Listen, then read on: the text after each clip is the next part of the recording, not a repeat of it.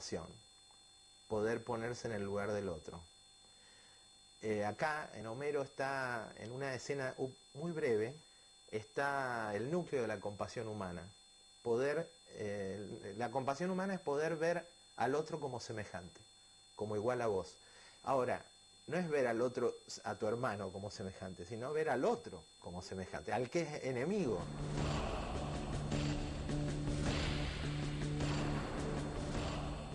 Al otro, al enemigo, hay que deshumanizarlo.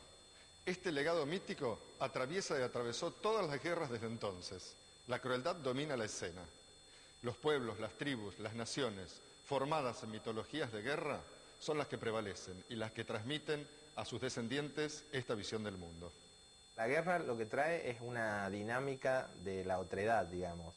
Es decir, necesitas convertir al otro en un demonio para poder destruirlo.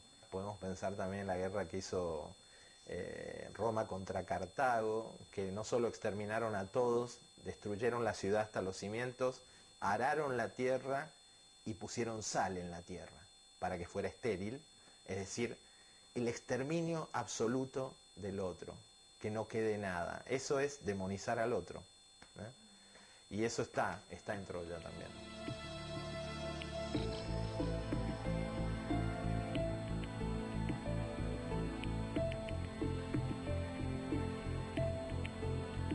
Pensar en la humanidad es pensar cómo cierto grupo social se define como un nosotros humano en un momento determinado.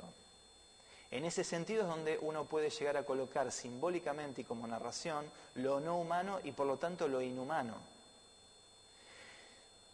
Y en este sentido también cómo se aplican ciertas costumbres, reglas, tradiciones y comportamientos o conductas a lo humano y a lo no humano.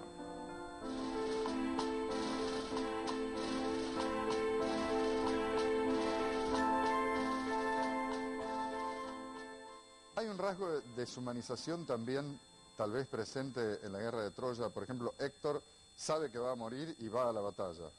Pero yo no diría que es deshumanización, al contrario. Creo que es conciencia profunda de su vocación de hombre. Yo lo decía porque de alguna manera me hace acordar a esas escenas que uno ve de la Primera Guerra Mundial, tremendas, en donde un montón de personas caminan hacia la línea de fuego para hacer carne de las balas, sabiendo que al rato, digamos, después de los primeros 200 o 300 muertos, los que vienen más atrás van a lograr pasar la línea enemiga. Sí, pero acá la gran diferencia es que cada uno es consciente de su vocación, de su esencia. Héctor, como Aquiles, por otra parte, saben que van a morir y sin embargo saben que tienen que cumplir esa, llamémosle, vocación, que tienen que cumplir un papel en la historia y que si lo cumplen van a quedar en esa vida que va más allá de la vida terrena que se llama la vida de la fama. En la mitología guerrera, el enemigo es siempre un monstruo y es necesario matarlo para salvar al propio pueblo. Si vos definís humana a una persona, ¿cómo podés justificar de alguna manera el uso de tortura? O de lo contrario, si lo definís como no humano, ¿cómo podés llegar a justificarla? Está habiendo, digamos, serios debates éticos acerca del uso de la fuerza para la obtención de información, que en realidad lo hubo siempre, ¿sí? Pero digamos ahora está teniendo ciertas consecuencias políticas a raíz de la invasión norteamericana en Irak. Habría que explorar de manera más detallada acerca de cuáles son las percepciones de los soldados que están combatiendo en Medio Oriente acerca de las personas con las que están luchando. Pero no solamente eso, también hay que tener en cuenta de qué manera Oriente se instaló en el imaginario occidental. El amor al enemigo es un invento cristiano. Antes de Cristo a nadie creo que se le hubiera ocurrido decir ama a tu enemigo, es un disparate, hubieran respondido. Desaparecerían todas las guerras así. Es que el amor al enemigo no implica que no exista el enemigo. A veces nuestras limitaciones hacen que sigamos siendo enemigos y que se tenga que combatir, pero digamos, el ideal cristiano ahí sería combatir sin odio. Si nosotros pensamos hoy por hoy, a raíz de toda esta historia de construcción simbólica de este otro, ¿sí? Que son para muchos los árabes o los musulmanes, que es producto de un proceso histórico determinado, ¿sí? Pensás, por ejemplo, en la figura del terrorista. ¿Cómo está siendo construido simbólicamente el terrorista desde el 11 de septiembre a la fecha? ¿Está siendo definido como un humano? ¿Está siendo definido como un no humano? ¿Quiénes son los promotores de esos discursos que definen qué es lo que es y qué es lo que no es la humanidad de un terrorista? ¿O quién es un terrorista y quién no lo es? ¿O qué es y cómo debemos entender el mundo islámico? Es decir, acá hay una cuestión que tiene que ver con el poder de los discursos y cómo esos discursos se instalan en los imaginarios sociales. Los relatos de la gesta de Troya se transformarían en disparadores de la cultura guerrera de Occidente. Y esta cultura de la guerra va a tener influencia también en las artes tradicionales. En gran medida me parece que la mitología griega llegó, digamos, hasta hoy, básicamente porque gran parte de la ciencia, del arte, de diversas producciones artísticas, como la literatura, el teatro, etcétera, fueron ampliamente, digamos, influenciadas por el modelo griego.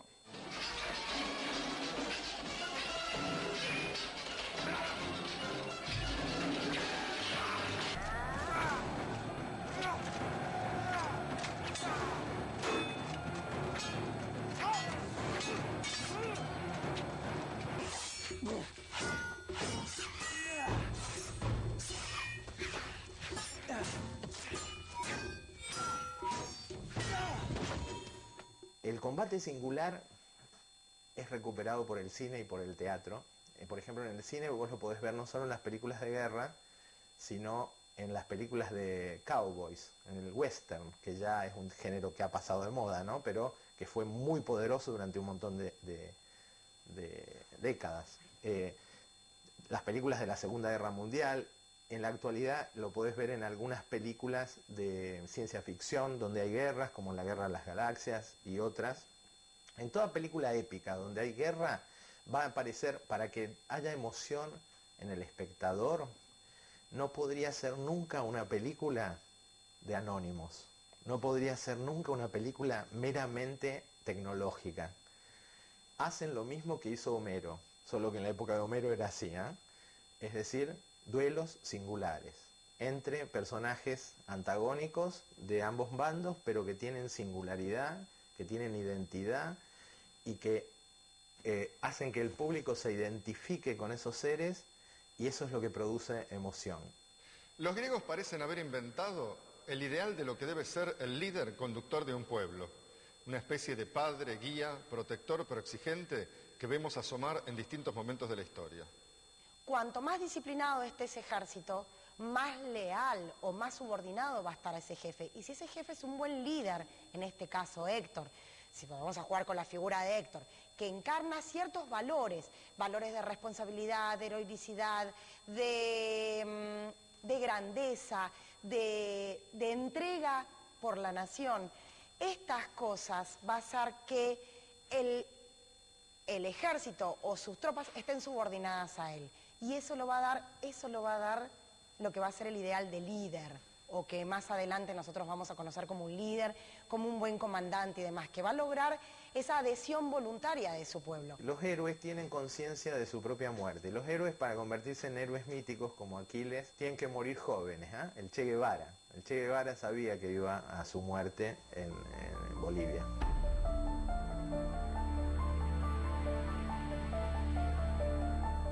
No hay cosa más grande o cosa más importante que dar la vida por un ideal, en este caso por la patria, por la nación. Todas las generaciones pasan, todas mueren, pero los héroes permanecen en la memoria.